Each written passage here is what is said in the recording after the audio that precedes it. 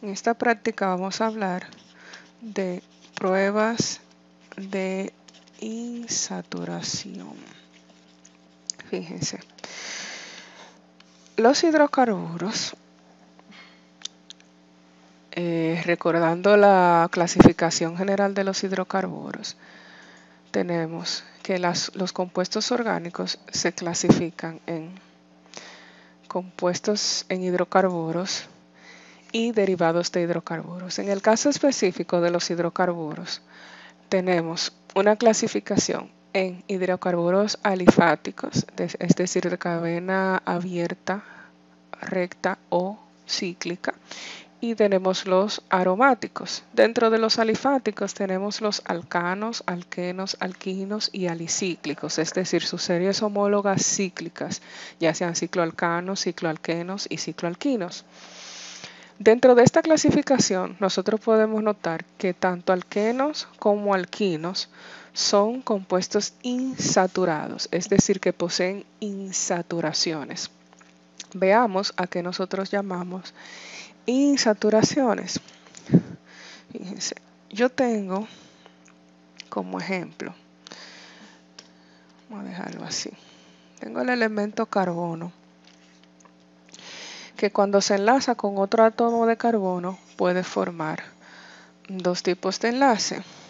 Puede formar un tipo de enlace llamado enlace sigma, que es aquel enlace simple donde yo tengo compartimiento de dos electrones de carbono a carbono a hidrógeno o a otro elemento.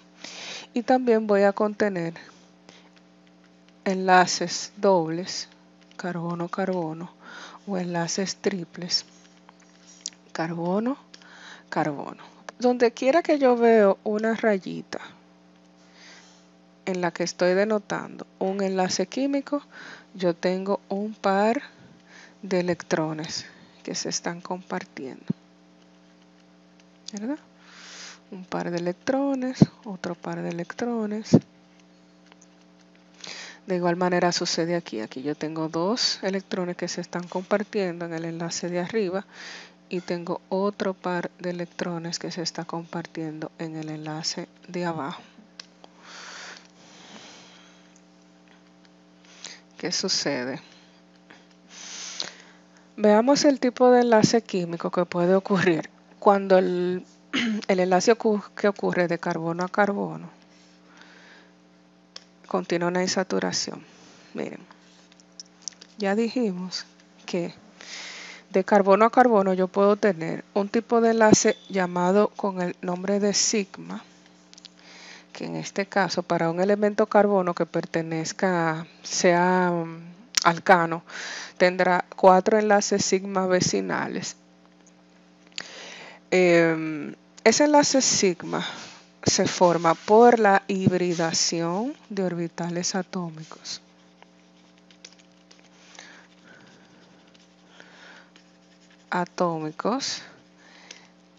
S y P. ¿Cuáles son esos orbitales atómicos? Bueno, el orbital S es aquel que aparece en todos los niveles energéticos, pero aparece en el primer nivel energético, S significa sharp, donde yo voy a obtener la posibilidad de encontrar un máximo de 2 electrones.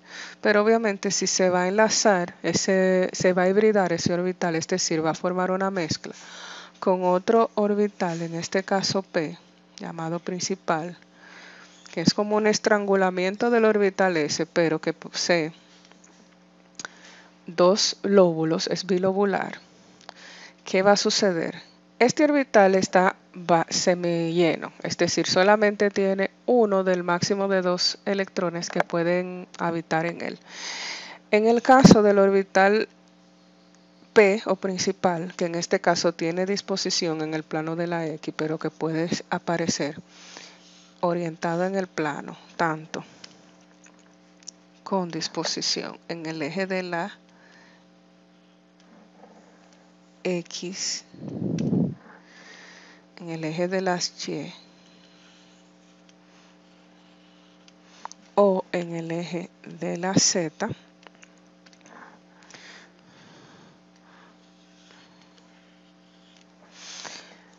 va a formar una mezcla. Eso es lo que se llama híbrido o hibridación. Un híbrido es la combinación de dos especies que son completamente diferentes. En este caso yo voy a tener una hibridación o un solapamiento, una interacción frontal del lóbulo del orbital P del elemento carbono con el lóbulo o el orbital S de otro elemento con el que se esté enlazando, que puede ser otro elemento carbono o hidrógeno. Entonces, como resultante yo voy a obtener una figurita que tiene este tipo de ilustración, es decir, todo el espacio de lo que es el lóbulo del orbital P, que en este caso tiene disposición en el plano de la X, será ocupado por, va a interactuar de manera frontal con el espacio del orbital S y yo voy a tener dos electrones que se están compartiendo. Y ese va a ser el orbital resultante, que es lo que está sucediendo aquí de carbono a carbono, cuando me forman un enlace sigma o un enlace sencillo. Ese enlace sigma es muy difícil de romper. ¿Por qué? Porque esos orbitales están interactuando de manera frontal. Hay un solapamiento, se están abrazando, el espacio geométrico de cada uno se encuentran de manera frontal y se necesita mucha energía para usted poder romper ese enlace químico. Ahora bien, por un tema de espacio, cuando por ejemplo yo tengo orbitales en el plano, cuando si lo veo así, dispuestos en el plano, tengo orbitales Y con disposición en el plano de las Y para cada elemento carbono. Bueno, me quedó un poquito feo, pero vamos a ver. Yo tengo el orbital Y, P en la disposición en el plano de la Y. Si yo tengo elementos, si yo tengo electrones que están compartiendo, es decir, que están presentes en esos orbitales, vamos a suponer aquí, yo tengo un electrón aquí y tengo otro que se está encontrando con el otro orbital en el P principal, en la disposición en el plano de la Y. Por un asunto de espacio físico, ellos se encuentran ahí interactuando, pero no existe un solapamiento frontal de orbitales atómicos, más bien ocurre una interacción lateral.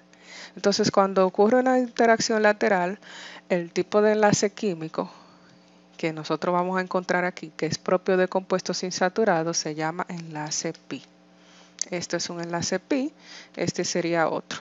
Si el compuesto tiene un doble enlace, obviamente yo voy a tener un enlace pi y un enlace sigma para cada uno de esos elementos carbono. Pero si veo un triple enlazamiento es porque tengo dos enlaces pi y tengo el del medio que es un enlace sigma.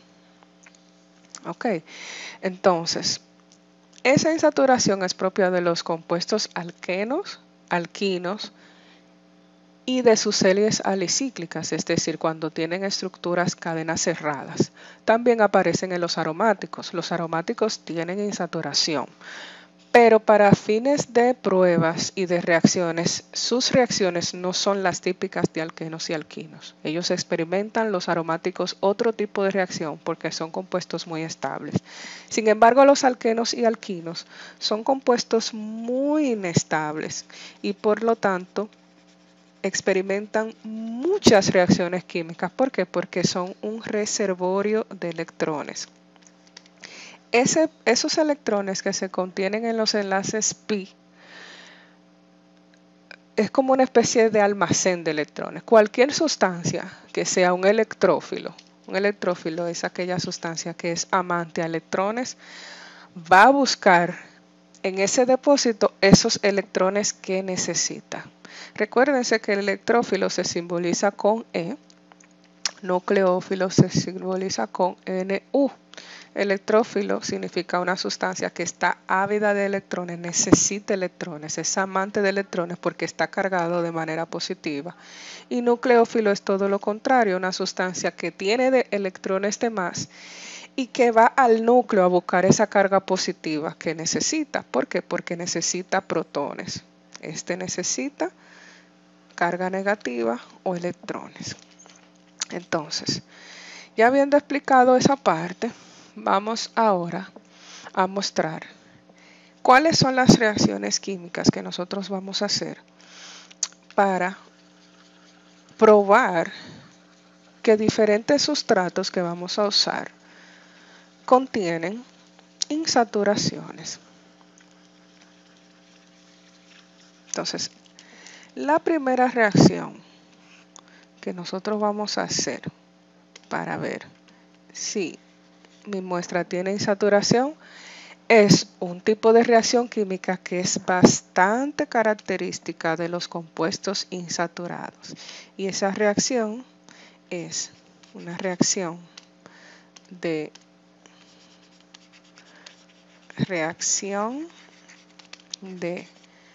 adición electrofílica. Alquenos y alquinos responden a este tipo de reacción que es muy característica de ellos. ¿Qué es una adición? Matemáticamente una suma. ¿Por qué se llama electrofílica? Electro viene de electrones, filia significa que es amante a o que tiene afinidad a. Entonces, ya explicamos que cualquier sustrato que contenga insaturación, por ejemplo, en el caso de yo tener un sustrato que contenga enlace doble, cuando yo lo expongo frente a un reactivo, que en este caso tendrá un electrófilo, va a reaccionar con este reservorio de electrones formando nuevos compuestos y obviamente propiciando la ruptura del enlace pi que está presente ahí. Entonces, mi primera reacción de adición electrofílica la voy a hacer con una sustancia llamada bromo, es decir, es bromo molecular, y voy a utilizar para ello un solvente de tetracloruro de carbono. El tetracloruro de carbono no es más que un solvente para yo contener ese bromo molecular. Esa combinación de bromo en tetracloruro de carbono será mi reactivo. Como resultado yo voy a obtener un producto principal que contendrá un átomo de bromo unido a cada carbono donde yo tenga la insaturación. Ese producto principal yo lo voy a llamar con un nombre general y ese nombre general será dialuro. Vamos a ponerlo dialuro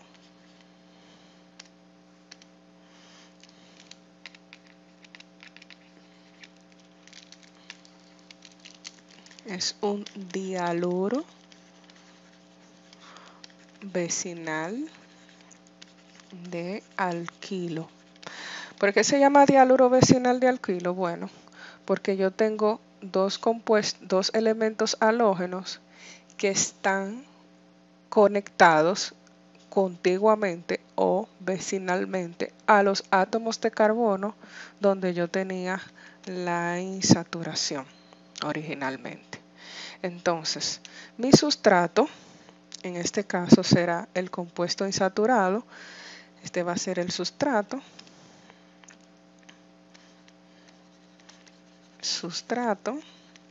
Este va a ser el reactivo y este va a ser el producto principal formado.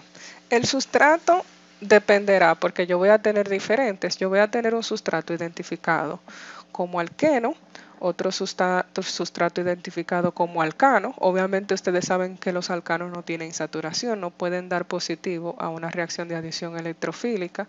Y una muestra problema que es aceite vegetal, el cual quiero caracterizar o identificar. Entonces, ¿cómo se llama este reactivo? Este reactivo se llama bromo en tetracloruro de carbono. Mi sustrato va a ser alcano, un alqueno y aceite vegetal. O sea, en cada ensayo yo voy a someter cada uno. Y como producto principal yo voy a tener un dialuro vecinal de alquino. Eso dependerá de mi sustrato usado. Entonces, ese bromo que nosotros tenemos aquí, si nosotros lo representamos de esta manera, miren, yo tengo dos átomos de bromo que están combinados de la siguiente manera. El bromo es un elemento que pertenece al grupo 7A de la tabla periódica. Como pertenece al grupo 7A, ese elemento tiene 7 electrones en su último nivel energético. Para él parecerse a un gas noble y no reaccionar, es decir, para estar estable, necesita un electrón adicional que él no tiene. O sea, forma un enlace sencillo por aquí, compartiendo un electrón. Esta combinación de bromo, el primero va a tener 6 electrones en su nivel energético, porque el segundo va a tener los 8. Los dos, o sea, va a tener los 7 que él tenía más otro que él captura del elemento bromo que está al lado. Entonces, este elemento bromo está cargado de manera electronegativa, siendo él un nucleófilo porque es una sustancia que tiene electrones de más, necesita protones que se encuentran en el núcleo de un elemento para él estabilizarse. Y en este caso, ¿quién va a ser el electrófilo? Va a ser ese bromo. Es una sustancia que necesita electrones. Entonces, esos electrones, ¿dónde lo va a conseguir? En el enlace pi que tiene mi sustrato. El movimiento de electrones es así que sucede. Va de aquí a acá. Por eso es que cuando se está formando el producto principal, vamos a dejarlo así, rosado. Cuando se está formando el producto principal, esa captura de 2 electrones que hace que se llenen esos electrones de aquí, me forma un enlace con el elemento carbono. El segundo elemento carbono va a quedar cargado electropositivamente, se va a convertir en un carbocatión. Y obviamente como está cargado positivamente, va a resultar ser atraído por el nucleófilo. Por lo tanto, se enlazará aquí. ¿Cómo nosotros nos vamos a dar cuenta que todo eso sucedió? Porque no podemos ver eso a nivel atómico ni a nivel molecular. El reactivo de bromo en tetracloruro de carbono tiene un color característico que es naranja, rojo anaranjado, naranja, y es transparente. Si desaparece el color de ese reactivo, desaparición del color rojo anaranjado del reactivo, entonces la reacción es positiva. Veamos.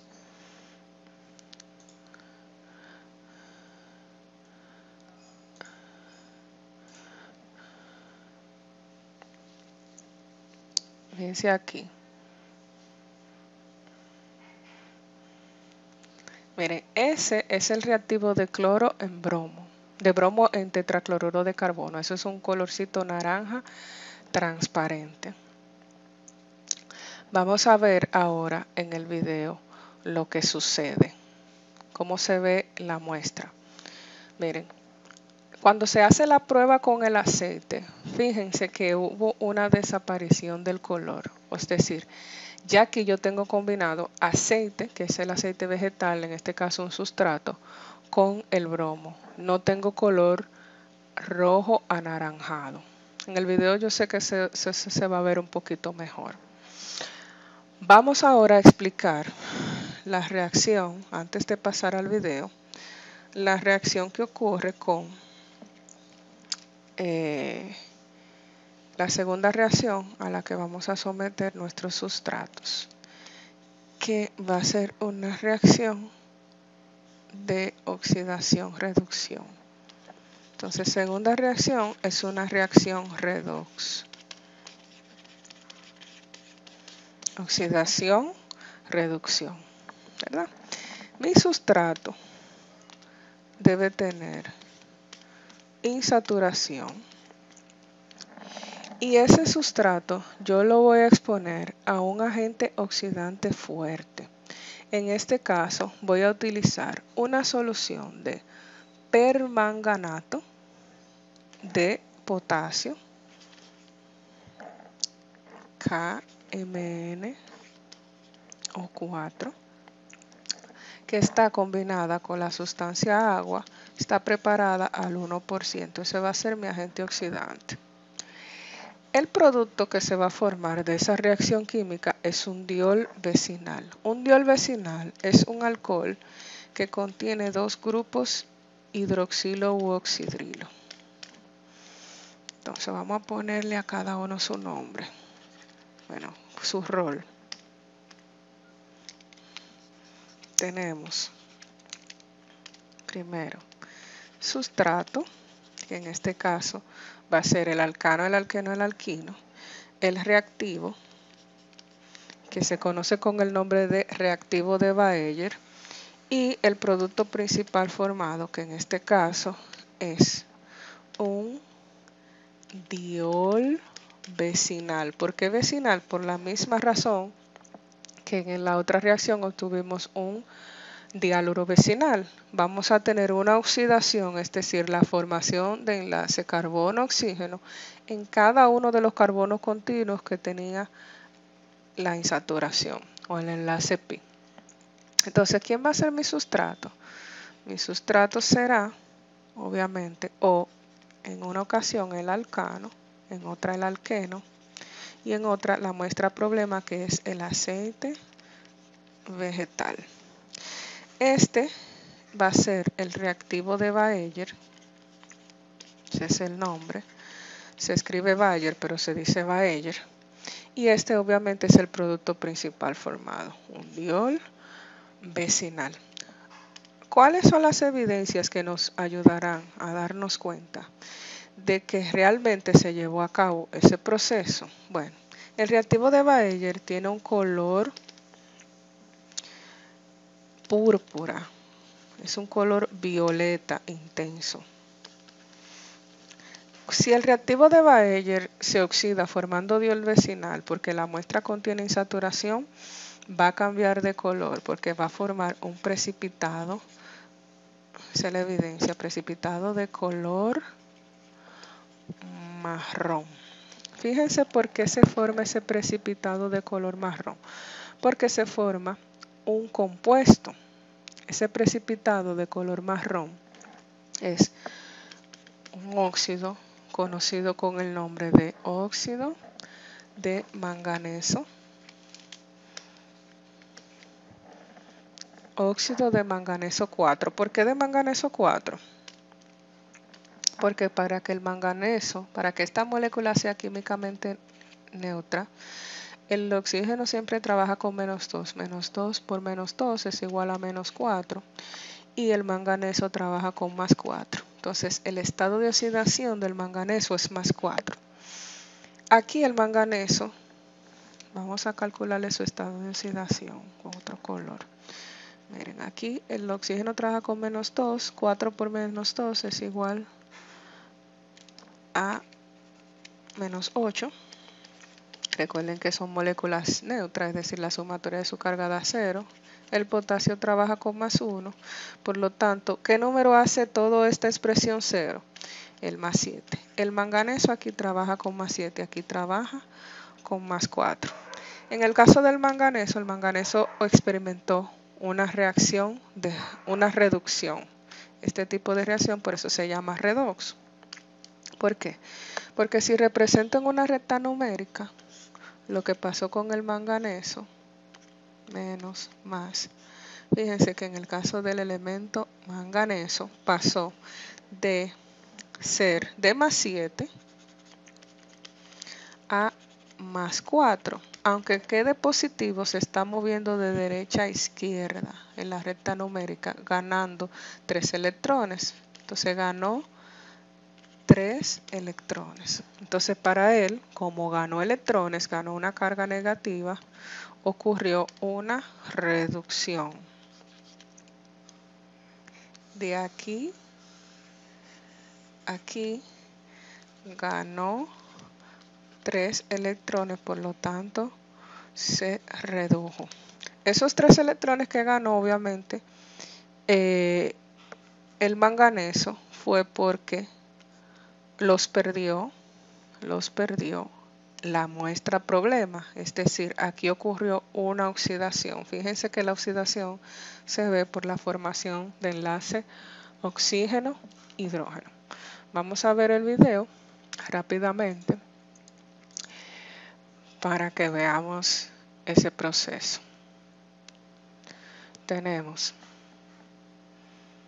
esto es lo mismo de siempre, o sea, debemos recordar tipos de reacciones químicas que ocurren, quiénes son los sustratos, quiénes son los reactivos y los productos con su nombre y fórmula química, cuáles son los productos principales secundarios, cuáles son las evidencias y nombres y partes de los equipos. Esta es la cristalería que vamos a usar, todo es con tubo de ensayo. Estos son las sustancias. Los reactivos son bromo en tetracloruro de carbono y solución de Bayer. Sustratos, tenemos compuesto saturado, insaturado y aceite vegetal.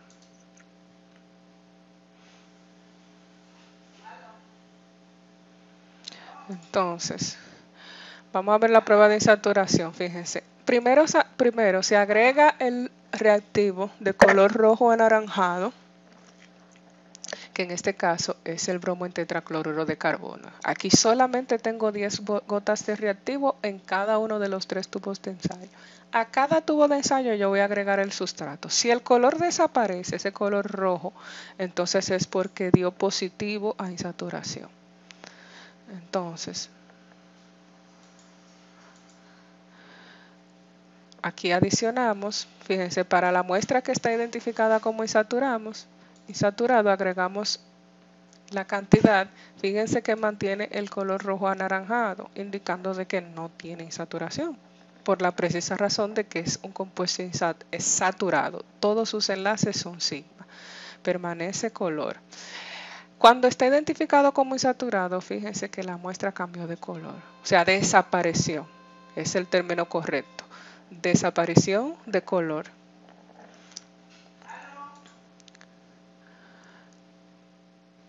Y aquí tenemos el aceite. Fíjense que para el caso del aceite, también con el reactivo de bromo en tetracloruro de carbono, desapareció el color. Ahora bien, vamos a ver ahora la reacción con el permanganato de potasio. Miren, el que está identificado como saturado, fíjense que permanece el color púrpura, que es el color característico del permanganato de potasio en agua, que es el reactivo de Bayer. En el caso del saturado no ocurre nada. Procedemos a repetir el ensayo con el insaturado, este reactivo de Bayer. Fíjense el color que contiene el reactivo de Bayer.